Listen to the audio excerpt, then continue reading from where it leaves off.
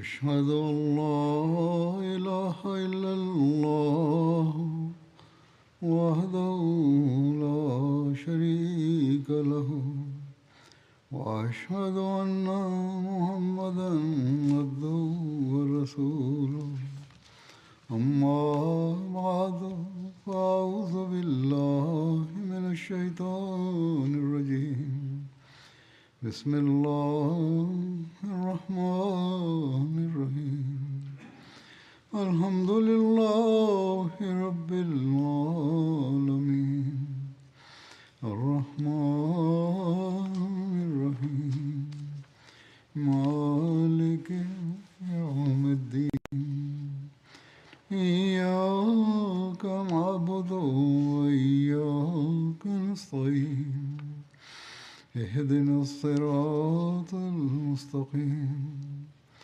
صراط الذين أنعمت عليهم غير المغضوب عليهم ولا الضالين وإذا سألك عبادي عني فإني قريب أجيب دعوة الداع إذا دعاني فليستجيبوا لي وليؤمنوا بي لعلهم يرشدون. Allah, der Hocherhabene, sagt: Und wenn meine Diener dich nach mir fragen, sprich: Ich bin nahe, ich antworte dem Gebet des Bittenden, wenn er zu mir betet. So sollten sie auf mich hören und an mich glauben, auf dass sie auf dem rechten Weg wandeln mögen. Sobald der Ramadan beginnt, erwacht im Herzen der Gedanke, die Aufmerksamkeit auf die Gebete zu richten. Das liegt daran, dass es ein gesegneter Monat ist und Bittgebete in ihm angenommen werden. Generell wenden sich die Menschen in dieser Zeit auch verstärkt den Moscheen zu. Die Anwesenheit in den Moscheen nimmt dadurch zu. Ob beim Fajr oder beim Isha-Gebet. An normalen Tagen ist die Anwesenheit bei diesen Gebeten nicht so hoch, wie es im Ramadan der Fall ist. Und das ist die Huld Allahs, dass zumindest in diesen Tagen sich die Menschen daran erinnern, wir müssen die Moschee aufsuchen und Allah um seine Huld bitten. Zudem beruht dies auch darauf, dass Allah sagt: Während der Ramadan-Tage verschließe ich die Tore der Hölle, fessle den Satan und öffne die Tore des Paradieses.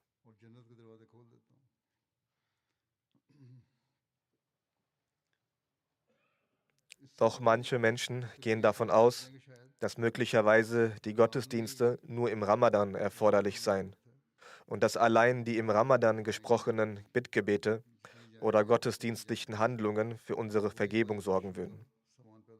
In nicht-Ahmadi-islamischen Fernsehsendern aus unterschiedlichen Ländern wird dieser Hadith immer wieder zitiert. Jedoch wird die erwähnte falsche Denkweise bestärkt. Allah hat im Ramadan deshalb besonders auf die Gottesdienste aufmerksam gemacht, damit man diese als festen Bestandteil des gesamten Lebens etabliert.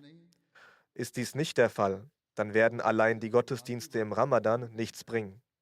Vielmehr wird Allah sagen: Damit hast du nur einen einzigen Monat Gottesdienst verrichtet. Was hast du aber in den restlichen 11 Monaten getan? Daher sollte der Mensch das Missverständnis aus seinem Gedächtnis tilgen, dass es ausreichen würde, nur im Ramadan die Gebete verrichtet und die Moscheen gefüllt zu haben. Denn der heilige Prophet sallallahu alaihi wasallam sagte: Wer in den Nächten des Ramadan aufwacht und betet, weil es der Glaube erfordert und er auf den Lohn Gottes hofft, dem werden seine vergangenen Sünden vergeben. Dies ist die Weisung des Propheten. Sie ist ohne jeden Zweifel wahr. Wer versteht, dass es darum geht, zu versuchen, diese frommen Taten dauerhaft in sein Leben zu integrieren, den Pflichtgebeten Aufmerksamkeit zu widmen, dem Tahajjud-Gebet Aufmerksamkeit zu widmen und den freiwilligen Gebeten Aufmerksamkeit zu widmen, der wird im Ramadan eine noch größere Hingabe entwickeln. Diejenigen, die regelmäßig und konstant Gottesdienste verrichten, handeln mit genau dieser Einstellung. Doch manche denken, man müsse nur im Ramadan nachts aufstehen und beten und damit sei ihre Pflicht erfüllt. Der Mensch ist von Natur aus fehlerhaft. Fehler passieren. Doch ist Allah der Gnädige und Barmherzige. Er ist der Vergebende. Deshalb hat er uns diese Möglichkeit geschaffen, die uns vermittelt, wenn dir im Laufe des Jahres Fehler unterlaufen sind, kannst du erneut ein Versprechen ablegen und versuchen, es einzuhalten, dass du zukünftig der Anbetung Allahs gerecht werden wirst und all die guten Taten umsetzen wirst, zu denen Allah auffordert. So sollte ein Muslim besonders im Gedächtnis behalten, dass die Anweisung Allahs zum Gottesdienst im Ramadan deshalb erteilt wurde, damit sich in einem das Bewusstsein für den richtigen Weg und göttliche Rechtleitung ausprägen. Und dieses Bewusstsein ist jedoch nicht nur für einen Monat gedacht, sondern etwas, das dauerhaft entwickelt werden muss. Genau das hat Allah erklärt. Zum Erinnern und zum Ausdruck seiner allumfassenden Gnade lässt er den Ramadan immer wiederkehren, damit der Mensch, der dazu neigt, zu vergessen und vom Weg abzukommen, sich wieder an seine Pflichten erinnern kann, sowohl an die Rechte Allahs als auch die Rechte der Mitmenschen. Und danach soll er überlegen, wie er die Rechte Allahs und der Mitmenschen erfüllen kann, wie er die Pflichten gegenüber Allah in die Tat umsetzen kann. Wenn Allah sagt, Sa'alaka ibadi, also wenn meine Diener fragen, dann sind hier mit meinen Dienern die sehnsüchtigen, liebenden Gottes gemeint. Wer ein Liebender oder ein Verehrer von jemandem ist, sagt doch nicht einfach, dass er 11 Monate im Jahr seine Liebe nicht ausdrückt und nur in einem Monat dafür sorgt, dass er seine Liebe zeigt. Daher ist es die Aufgabe eines liebenden Allahs, die Aufgabe der Diener Allahs, sich konstant darum zu bemühen, das zu tun, was Allah geboten hat. Und wenn in den 11 Monaten Versäumnisse geschehen sind, sollte er sich in den jetzigen Tagen des Ramadan besonders darum bemühen und dafür sorgen, dass diese Versäumnisse und Unzulänglichkeiten nicht wieder auftreten. Wahre Liebende erfüllen doch jeden Wunsch ihres Geliebten. Die weltlichen, irdischen Liebhaber und Verehrer, jene, die weltliche Geliebte haben, ihre Liebe ist doch sehr oft von Schlechtigkeiten geprägt und mit schlechten Sachen belastet. Außerdem kann man davon Schaden erleiden oder zumindest zieht man sehr oft keinen Nutzen. Doch in der Liebe zu Allah gibt es nur Nutzen, durch und durch Nutzen. Denn er ist der Ursprung jedes Wohls, er schützt vor allem Schlechten, er erlöst von jedem Schmerz. Er sagt, fragt und bittet mich, betet zu mir, ich werde euch antworten. Und der wahre Liebende bittet gewisslich um Allahs Nähe. Deshalb sollten wir versuchen, Allahs Nähe zu erbitten. In unseren Gottesdiensten während des Ramadan dürfen wir nicht nur für unsere weltlichen Vorteile beten, sondern dafür, die Nähe unseres Geliebten zu erlangen. Wir sollten zu ihm beten, O Allah, gewähre uns deine Nähe, befähige uns zu Bittgebeten, die von dir angenommen werden, gewähre uns deine Begegnung, nimm unser Fasten an, und wenn dies geschieht, dann wird einem auch nach dem Ramadan keine schlechte Tat unterlaufen. Im Gegenteil, man wird sogar die Befähigung erhalten, stetig gute Taten zu vollbringen. Allah, der Allmächtige, hat wiederholt im Koran darauf aufmerksam gemacht, was die Rechte von Allah und die Rechte von den Menschen sind. Ihr sollt versuchen, diese zu erfüllen. Der verheißene Messias hat gesagt, im Heiligen Koran gibt es 700 Gebote. Darüber hinaus wurde darauf aufmerksam gemacht, den Koran insbesondere im Ramadan zu rezitieren. Und wenn wir ihn lesen, werden wir auch diese Gebote suchen, die Allah uns gegeben hat. Der verheißene Messias hat an einer Stelle sogar von mehr als 700 Geboten gesprochen. Wenn wir also diese Gebote suchen, werden wir auch versuchen, sie umzusetzen, danach zu handeln. Das eben ist die Tat, die Aufgabe eines wahren Liebenden, dass er sein Bestes gibt, um den Worten seines Geliebten zu folgen. Denn Allah, der Allmächtige, sagt, sag meinen Dienern, dass sie an mich glauben sollen, damit sie rechtgeleitet werden. Und vollkommener Glauben ist eben, dass Allah und seinem Gesandten wahrhaftig Gehorsam geleistet wird, wie ich bereits erwähnt habe. Darüber ist es das Gebot Allahs, dass Glaube und gute Taten solche Dinge sind, die gemeinsam funktionieren. Deswegen wurde auch dazu geschrieben, im Vers, dass sie meinen Anweisungen Folge leisten sollen. Und diese sind eben, dass gute und rechtschaffene Taten vollzogen werden sollen. Nämlich, dass sie bei Tugenden standhaft sind und in ihren Gebeten Dua machen.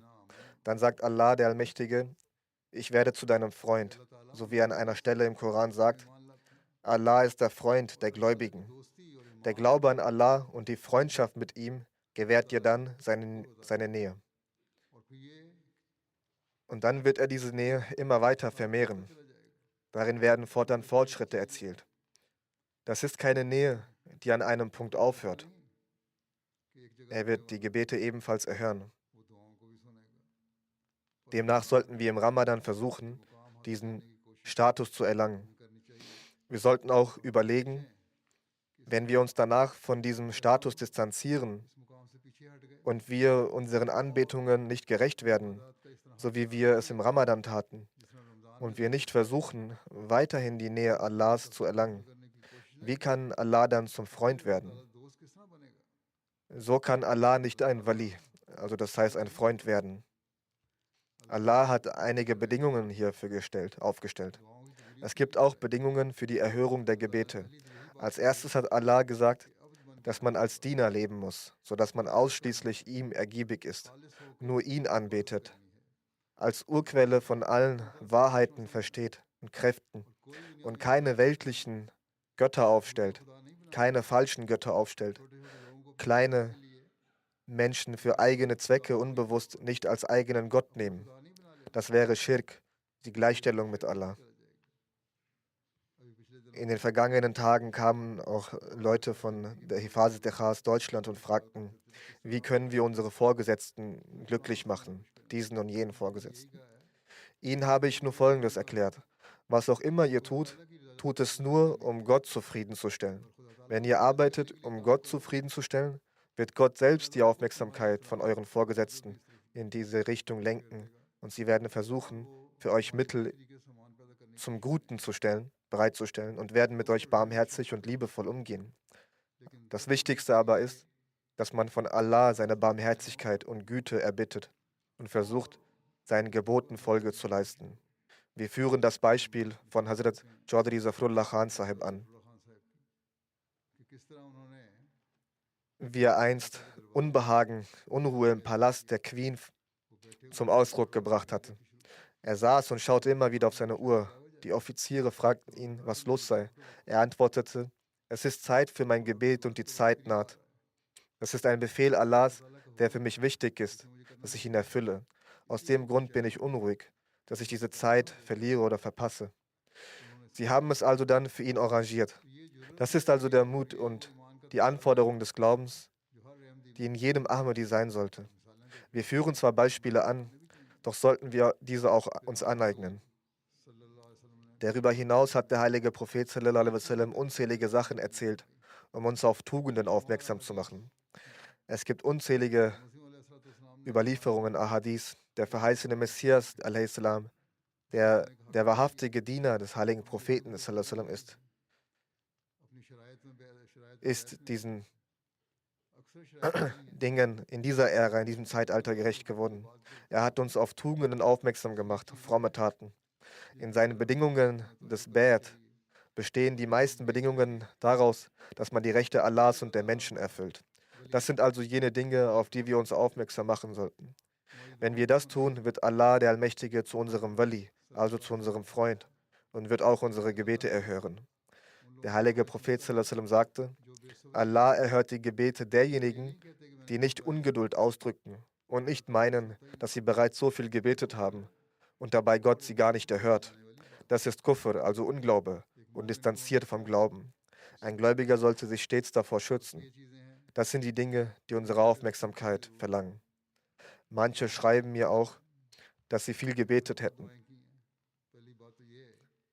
Erstens, sie haben nicht gebetet, um die Nähe Allahs zu erlangen. Sie haben für ihre weltlichen Zwecke gebetet und erst dann gebetet, als sie mit weltlichen Problemen konfrontiert wurden. Wenn sie nur die Lösung ihrer weltlichen Probleme sich Allah nähern, wieso sollte Allah solche Gebete dann erhören? Ein Freund wird seiner Freundschaft dann gerecht, wenn er auch der Freundschaft an normalen Tagen gerecht wird, an gewöhnlichen Tagen, seinem Freund zuhört und auch auf ihn hört. Dann wird er dich erhören. Das sollte man stets im Kopf behalten, im Gedächtnis behalten. Das sollte man stets im Gedächtnis behalten, nämlich, dass wir nicht nur für unsere eigenen Zwecke und weltlichen Ziele zu Allah gehen, sondern zu Allah gehen, um seine Nähe zu erlangen.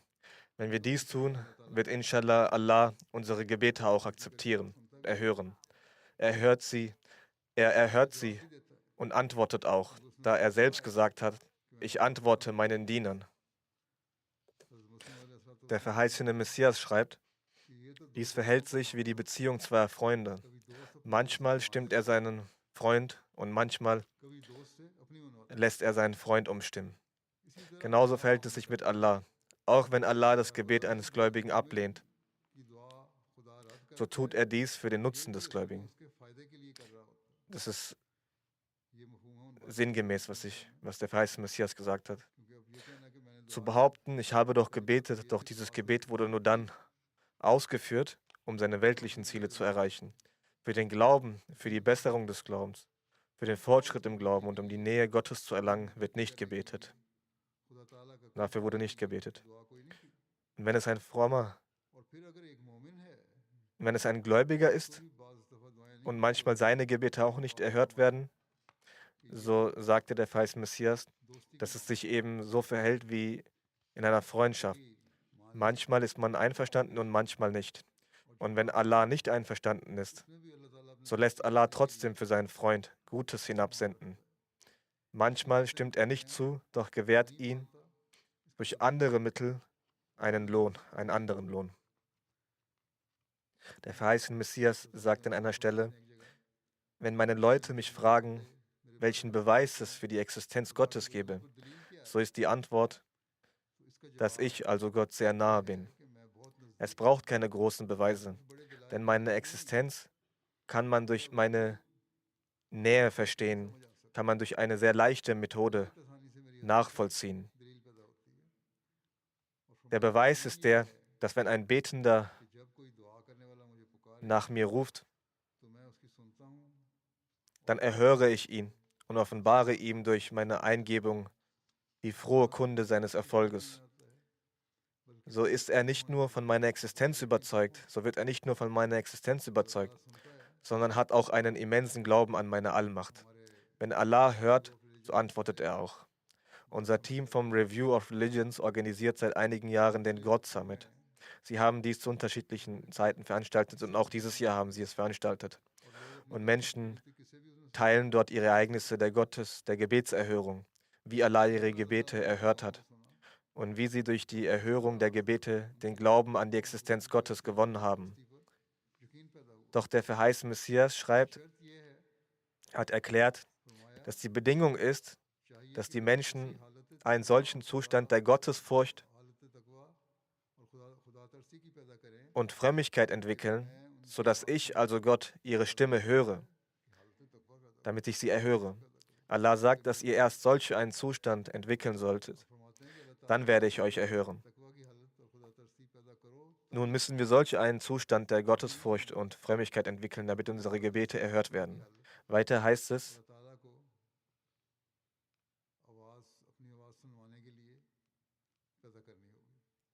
weiter erklärte er, dass es in dem Vers heißt, sie sollten an mich glauben.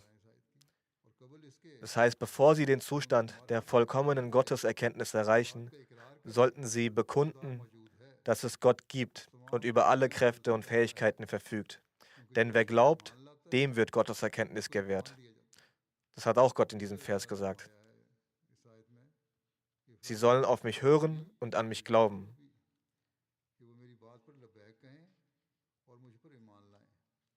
Und das ist das richtet Allah an seine eigenen Diener, an seine Diener, welche wahre Gläubige und wahre Diener sind.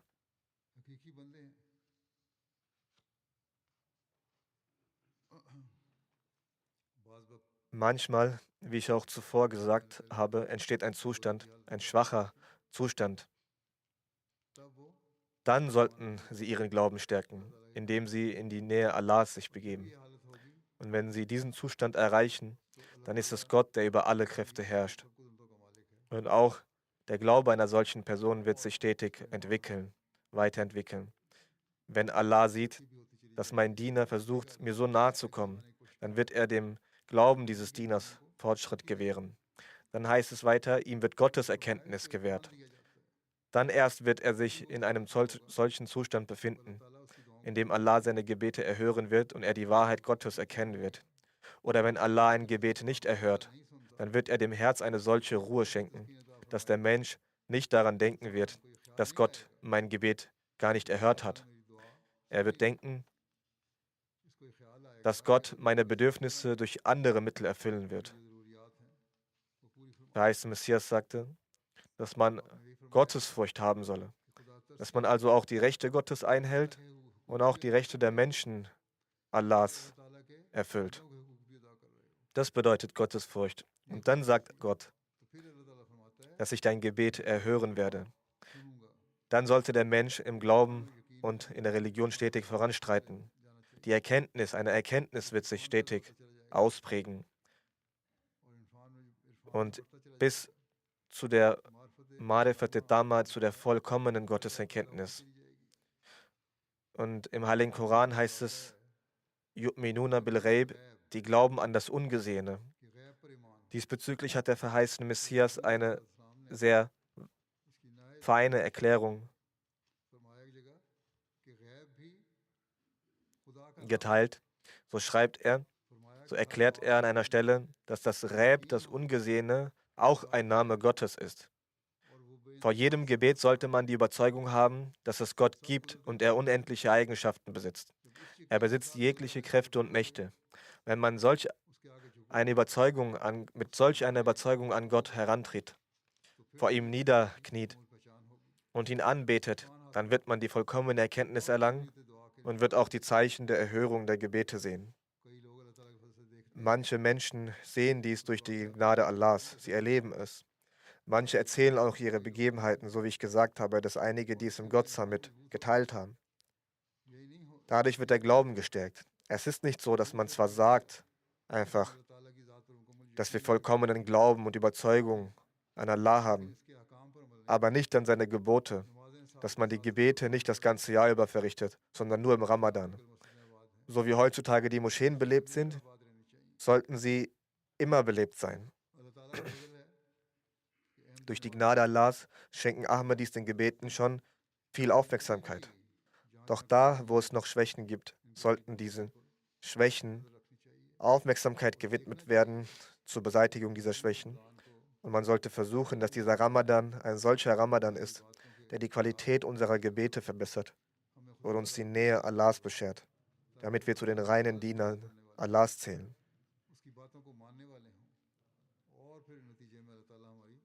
Daher sollten wir in diesem Ramadan uns vornehmen und versprechen, unseren Gebeten Leben einzuhauchen und dann auch hierfür Allah um Hilfe bitten, dass Allah uns hilft, dieses Versprechen in die Tat umzusetzen und dann wir mit all unserer Kraft das umzusetzen versuchen.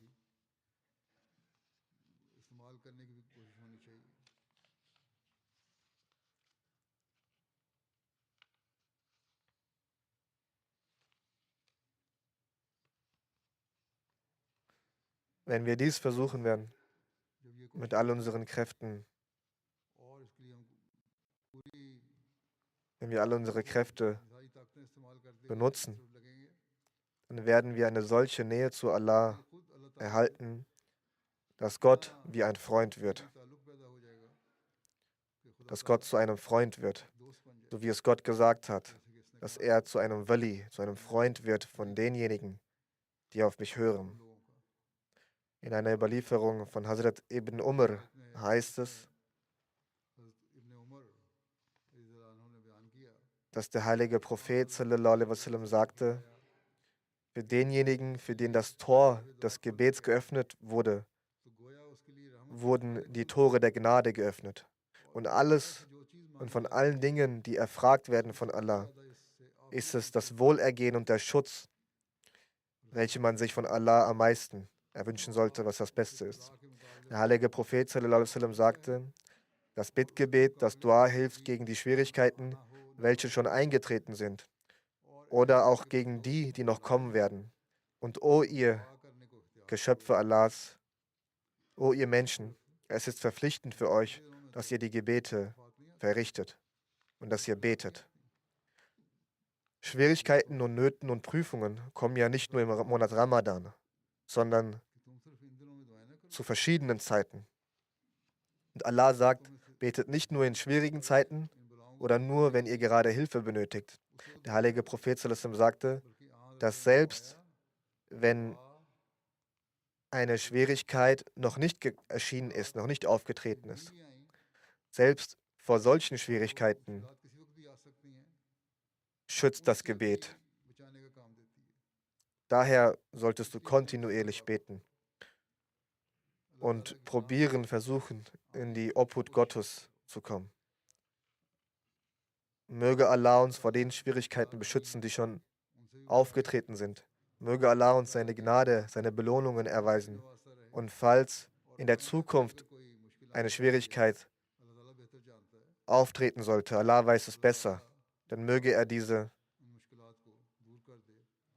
Schwierigkeiten und Nöte beseitigen und uns immer Positives bringen. Wenn jemand diesen Zustand erreicht, dann kann der Mensch als wahrhaftiger Gläubiger bezeichnet werden, den Allah als Mu'min, als Gläubiger kategorisiert hat. Daher, wenn in Gebeten der aufrichtige Weg ersucht wird, dann sagte der heilige Prophet sallallahu alaihi wasallam hierzu, dass hierin auch für die vergangenen Notlagen und Nöten Hilfe vorhanden sein wird und ihr auch in Zukunft geschützt sein werdet durch die Bittgebete. Daher, um diese Tore der Gnade zu öffnen, müssen wir eine dauerhafte Wandlung in uns vornehmen, dass unser Kontakt, unsere Beziehung mit Allah bestehen bleibt, ob in guten oder schlechten Zeiten, dass wir immer Gottes Huld ersuchen. Hazrat Abu Huraira sagt in einer Überlieferung, er berichtet, dass der heilige Prophet sallallahu alaihi wasallam sagte, unser Herr steigt jede Nacht zum Himmel der Erde herab. Wenn das letzte Drittel der Nacht verbleibt, dann sagt er, wer ruft mich, damit ich ihn erhöre? Wer bittet mich um etwas, sodass ich ihm gebe? Wer bittet mich um Vergebung, damit ich ihm vergebe? Diese Dinge sind ja nicht nur für den Ramadan gedacht. Das ist hier die Rede von den normalen Umständen, dass wenn immer ein Mensch mich bittet, Allah bittet, dann sagt Allah, ich vergebe ihn. Ich gebe ihm, ich antworte ihm. Der Ramadan hat uns die Möglichkeit gegeben, da alle den Gebeten gegenüber aufmerksamer und wachsamer sind, dass wir uns das zur Gewohnheit machen können, dass wir uns aneignen können. Und wenn wir nach einem Monat uns das angewöhnt haben, innerhalb eines Monats, dann kann es zu einem festen Bestandteil unseres Lebens werden. In einer Überlieferung heißt es, dass der heilige Prophet sallallahu alaihi wasallam sagte, derjenige, der möchte, dass Allah ihm in schweren Zeiten hilft, der sollte Allah auch in guten Zeiten Allahs auch in guten Zeiten vermehrt gedenken, so wie es auch zuvor schon erwähnt wurde in einem Hadith. Diese Punkte sind sehr wichtig, die wir nicht vergessen dürfen. Unser Kontakt zu Allah sollte immer bestehen. Nicht, dass wir nur in schweren Zeiten zu Allah laufen und Hilfe erflehen. Wir sollten versuchen, um ein wahrer Freund Allahs zu werden und dass wir ihn stets anbeten.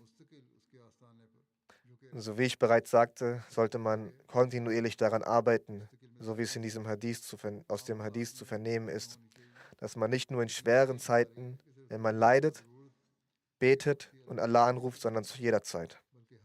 In einer Überlieferung heißt es außerdem, dass der heilige Prophet sallallahu alaihi wasallam sagte, dass Allah selbst sagt, ich behandle meinen Diener entsprechend seiner Erwartungshaltung an mich. Wenn mein Diener meiner gedenkt, bin ich mit ihm. Wenn er meiner in seinem Herzen gedenkt, so gedenke ich seiner in meinem Herzen. Wenn er meiner in einer Versammlung gedenkt, so gedenke ich seiner in einer noch besseren Versammlung. Wenn er eine Spanne auf mich zukommt, komme ich ihm eine Elle entgegen. Wenn er eine Elle auf mich zukommt, komme ich ihm 2 Ellen entgegen. Wenn er gehend auf mich zukommt, eile ich ihm entgegen. Daher sollte jeder Ahmadi sich bemühen, seine Zunge stets mit dem Gedenken Allahs beschäftigt zu halten. Wir sollten uns darum bemühen, dass jede unserer Handlungen und Taten uns näher zu Allah führen. Jeder unserer Schritte sollte ein Schritt in Richtung Allah sein, damit Allah, der Erhabene, uns eilend, laufend entgegenkommt, uns mit seinem Mantel seiner Liebe umhüllt, unsere Bedürfnisse erfüllt und wir in jeder Lage, ob in Not oder Wohlstand, ob in Bedrängnis oder Erleichterung, als treue Diener Gottes bleiben. In einer Überlieferung heißt es, dass der heilige Prophet sallallahu alaihi wasallam sagte, Sunnun, das heißt der Prophet Yunus, der Prophet Jona, sprach im Bauch des Fisches folgendes Bittgebet: La ilaha illa anta subhanaka inni kuntu minaz zalimin. Und der heilige Prophet erklärte, jeder Muslim, der in Zeiten der Prüfung, der Not dieses Gebet spricht, dessen Gebet wird von Allah gewiss erhört. Dies ist auch ein Zeichen der Barmherzigkeit und Fürsorge des heiligen Propheten sallallahu alaihi wasallam, dass er uns stets auf solche Bittgebete hinwies. Denn der Mensch begeht Fehler und versäumt es manchmal, die Rechte Allahs zu erfüllen. Dennoch ist Allah barmherzig gegenüber seinen Dienern und hat ihnen selbst Bittgebete gelehrt und beigebracht. Die verschiedenen Bittgebete, die im Heiligen Koran beigebracht wurden. Aus welchem Grund hat sie Allah uns beigebracht? Sie werden im Zusammenhang mit den Gebeten der Propheten erwähnt, weil Allah der Erhabene möchte, dass wir sie sprechen.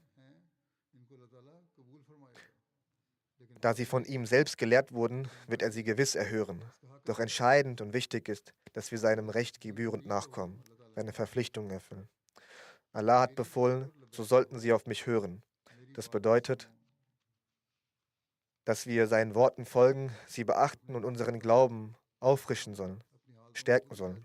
Jeder sollte sich selbst prüfen, inwieweit er den Geboten Allahs nachkommt. Bezüglich des Gebets des Propheten Jona, das ich eben vorgelesen habe, erklärt der verheißene Messias, daraus lernen wir, dass Allah das Schicksal, die Bestimmung ändern kann. Weinen, Flehen und Almosen, wie es im Vorfall mit dem Volk des Propheten Jona geschah, können selbst ein festgelegtes Urteil aufheben. Also auch wenn eine Anklage erhoben wurde und die Strafe bereits beschlossene Sache ist, kann ein Bittgebet dies dennoch aufheben. Einige Leute sagen, wie ich bereits erwähnt habe, dass wenn alles bereits im Schicksal in der Bestimmung niedergeschrieben ist und Allah alles weiß, was geschehen wird, warum sollten wir dann noch beten? Warum sollten wir gute Taten vollbringen? Dazu sagte der verheißene Messias, Allah hat uns dieses Gebet selbst gelehrt, indem er uns das Beispiel des Propheten Jona und seines Volkes zeigte, hat er uns den Beweis gegeben, dass er die Beschlüsse der Bestimmung des Schicksals, die seine eigenen Entscheidungen sind, ändert, wenn ihr wehmütig Reue zeigt, ihr eine wahre Bindung zu Allah habt, gute Taten vollbringt, euch von Sünden entfernt haltet und euch an seiner Türschwelle weinend und flehend zu Boden niederwerft. Er sagte weiter, ich möchte euch klar machen, dass jene, die in Zeiten von Prüfungen beten, um Vergebung bitten und Almosen geben, von Allahs Barmherzigkeit profitieren. Er bewahrt sie vor seiner Strafe. Genau das hat er gesagt. Auch wenn Prüfungen, also Nöte und euch heimsuchen, ist Allah der Erhabene dennoch so barmherzig, dass er euch auch dann rettet, sofern eure Gebete wahrhaftig vom Herzen gesprochene Gebete sind und ihr wahrhaftig um Vergebung gebeten habt. Weiter sagte er, hört diese Worte nicht nur als Geschichten an. Ich sage dies um Allahs Willen. Denkt über euren Zustand nach und ermahnt auch eure Freunde, sich dem Gebet zuzuwenden. Die Bitte um Vergebung, also Istighfar, dient als Schutzschild gegen göttliche Strafe und schwere Heimsuchungen. Sprecht das Istighfar in großem Maße. Es ist euer Schutz. Wenn ihr Istighfar sprecht, wird Allah euch beschützen.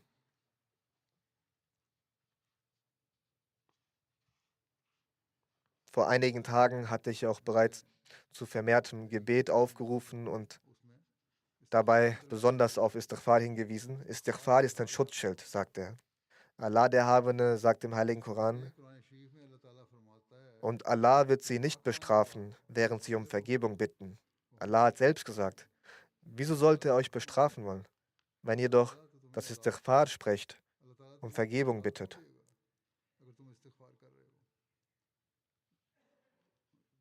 Jene, die das Istighfar sprechen, das wahrhaftige, das wahre Istighfar, werden nicht bestraft.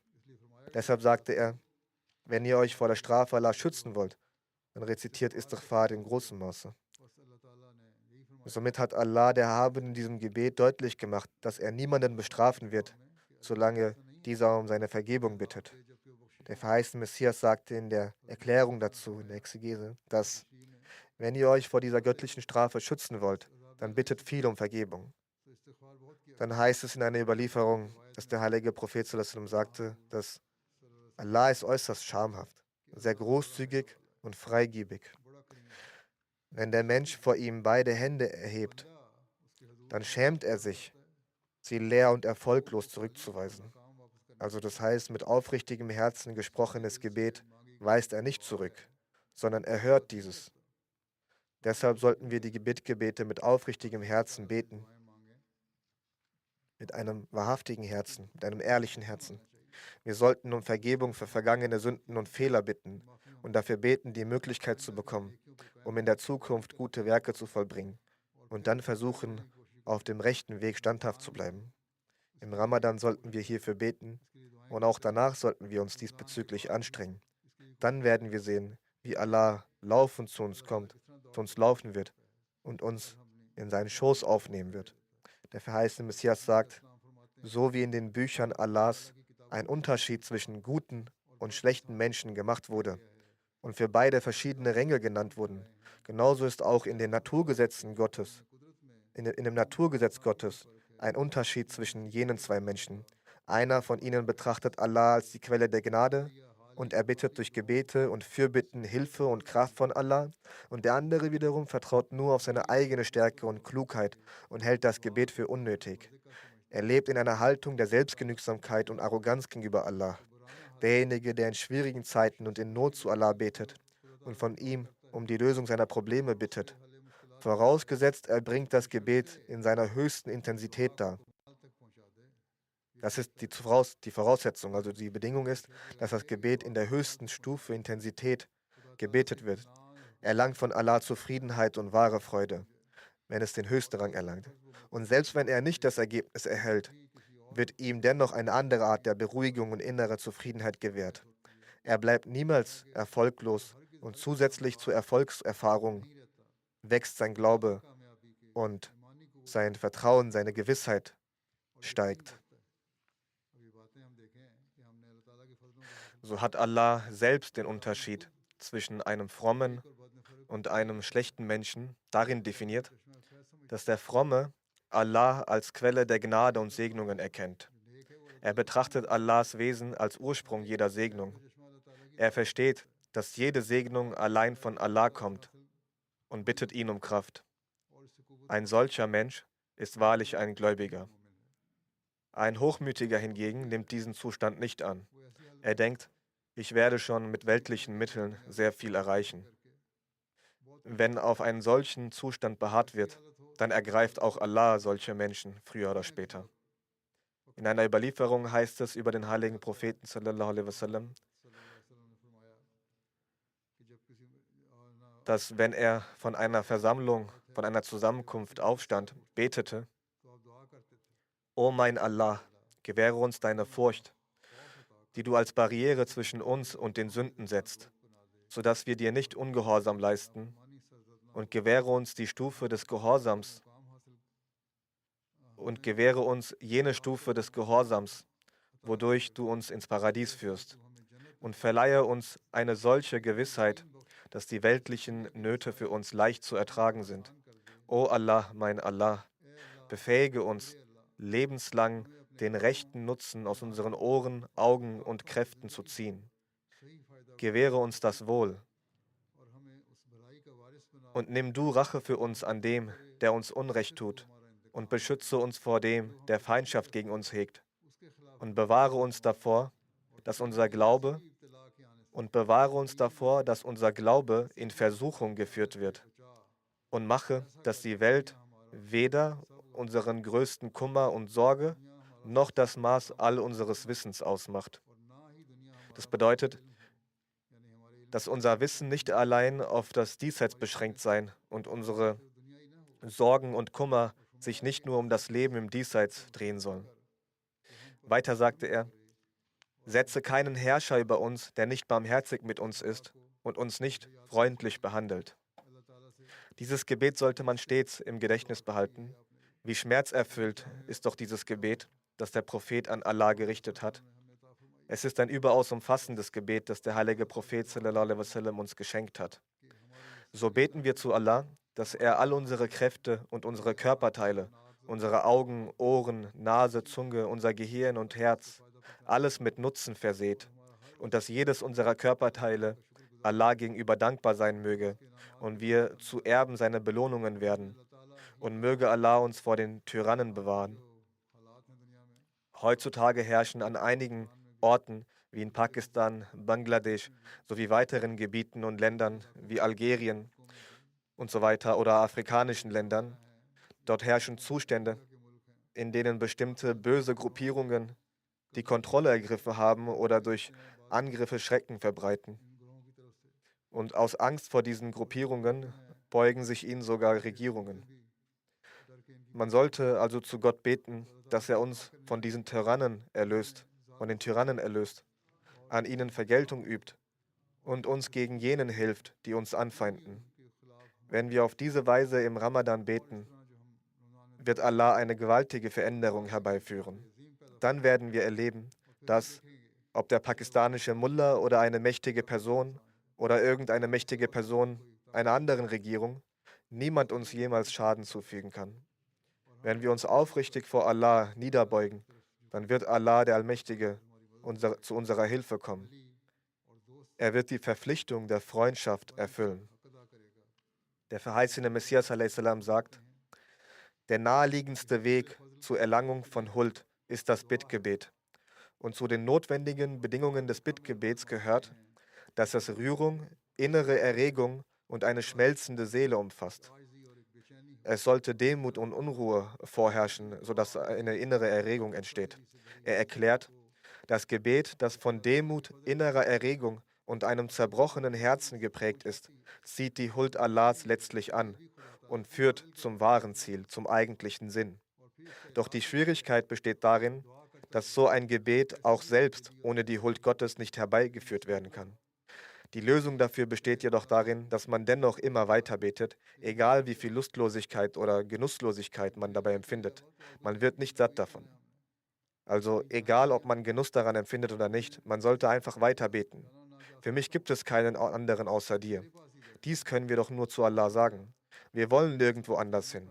Ich möchte nicht zu jemand anderem gehen, noch kann ich es.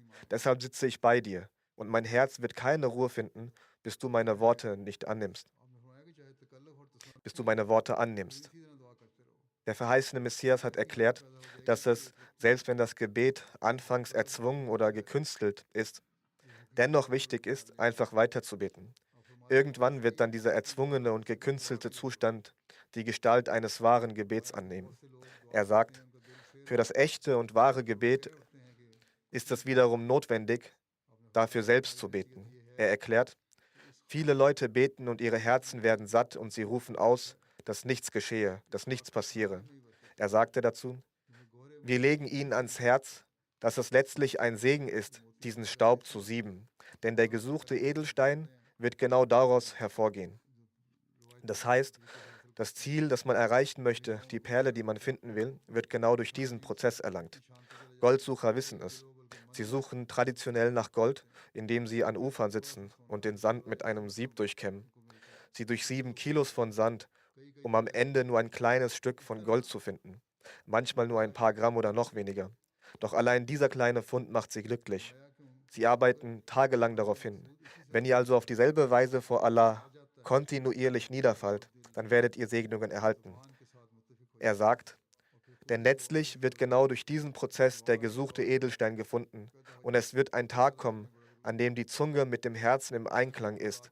Dann entstehen von selbst die Demut und die Rührung, die die notwendigen Bedingungen für ein echtes Bittgebet sind. Es ist von großer Bedeutung, Rührung zu entwickeln in sich.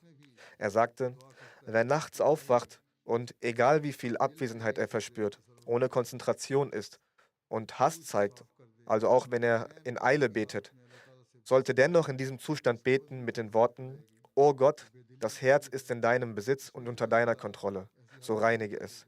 Wenn man Allah im Zustand der Hartherzigkeit um Weitung seines Herzens, um die Öffnung seines eigenen Herzens bittet, wird er aus dieser Hartherzigkeit, einem Zustand der Herzlosigkeit, herauskommen.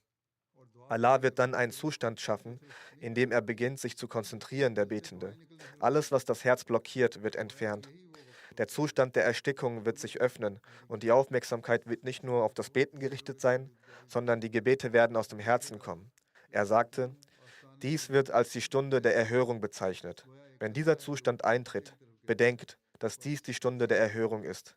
Man wird sehen, dass zu diesem Zeitpunkt die Seele auf der Schwelle des Göttlichen dahinfließt, als wäre sie ein Tropfen, der von oben nach unten fällt. Wenn in einem solchen Zustand also Rührung entwickelt wird und der Mensch weiter betet, lässt Allah eine weitere Ergriffenheit entstehen und dann beginnt die Annahme der Gebete. Dann sagt er, der Gott, zu dem wir rufen, ist sehr gütig, barmherzig, demütig, gerecht, treu und barmherzig gegenüber den Demütigen. Sei also auch du treu und bete in aller Aufrichtigkeit, dass er euch gnädig sein möge und er euch Gnade erweisen wird. Trennt euch vom Lärm der Welt und färbt die Religion nicht mit emotionalen Konflikten. Gebt für Allah auf und wenn ihr Niederlagen akzeptiert, werdet ihr zu den Erben großer Siege. Er sagte weiter, dass wir uns auch also in kleinlichen weltlichen Angelegenheiten vor solchen Versuchungen schützen müssen, uns davor bewahren müssen, um Allah näher zu kommen. Und dafür wird auch notwendig sein, auf die Rechte der Mitmenschen zu achten und auf die Rechte der Blutsverwandten und der Freunde zu achten und sie zu erfüllen. Nur dann wird die Aufmerksamkeit darauf gerichtet werden, die Rechte Allahs zu erfüllen. Und dann wird der Mensch das Zeichen der Erhörung seiner Gebete erkennen. Er sagt, der erste Segen des Gebets besteht darin, dass eine reine Veränderung im Menschen geschieht, was für das Gebet von großer Bedeutung ist. Eine reine Veränderung sollte nicht nur im Ramadan stattfinden, sondern eine dauerhafte reine Veränderung sein. Dann wird die Wirkung der Annahme der Gebete sichtbar. Dann sagte er, dass Allah durch diese Veränderung auch eine Veränderung in seinen Eigenschaften bewirkt. Seine Eigenschaften bleiben unverändert, aber für den veränderten Menschen manifestieren sie sich anders. Also das heißt, es geht nicht darum, dass sich die Eigenschaften Allahs ändern, sondern dass Allah die Eigenschaften von Barmherzigkeit und Belohnung in Bewegung setzt und den Menschen damit segnet. Er sagte, die Welt kennt diese Dinge nicht. Wenn ein solcher Zustand in einem Menschen entsteht und er zu Allah gehört, scheint es, als sei Allah ein anderer Gott, obwohl es keinen anderen Gott gibt. Aber diese neue Offenbarung zeigt ihn in einem neuen Licht. In der Herrlichkeit dieser besonderen neuen Manifestation tut Allah für den Veränderten, was er für andere nicht tut. Also diejenigen zum Beispiel, die sagen, es sei alles Schicksal und dass alles vorbestimmt ist. Und sie fragen sich dann, wie werden Gebete überhaupt dann angenommen? Und der verheißene Messias hat erklärt, dass wenn ihr mit guten Absichten betet, Allah das Schicksal auch ändern wird, die Bestimmung auch ändern kann. Allah ändert seine Entscheidungen. Was ein schlechtes Ende hatte, wird zu einem guten Ende. Wir müssen den Gebeten viel Aufmerksamkeit schenken. Und dieser Ramadan sollte zu einem Ramadan werden, in dem unsere Gebete angenommen werden. Und möge es ein Ramadan sein, in dem wir in uns eine Veränderung herbeiführen und möge diese reine Veränderung dauerhaft in unserem Leben bestehen bleiben. Möge Allah uns vor Feinden und allen Gegnern schützen, uns vor allen Unterdrückern bewahren und uns die Gelegenheit geben, diesen Ramadan zu einem Mittel zu machen, um reine Veränderung in unserem Leben zu erreichen. Und möge diese Veränderung dann ein fester Bestandteil unseres Lebens werden. Möge Allah uns dazu befähigen.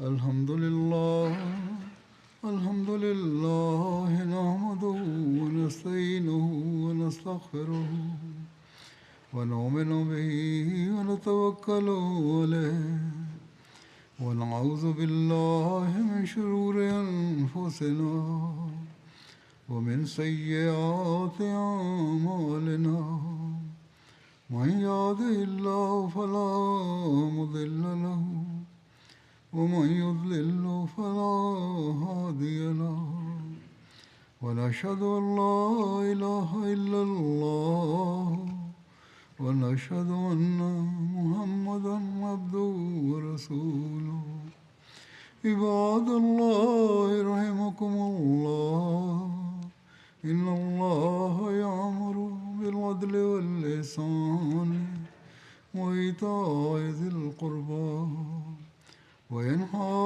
عن الفحشاء والمنكر والبغي يعظكم لعلكم تذكرون اذكروا الله يذكركم وادعوه يستجب لكم ولذكر الله أكبر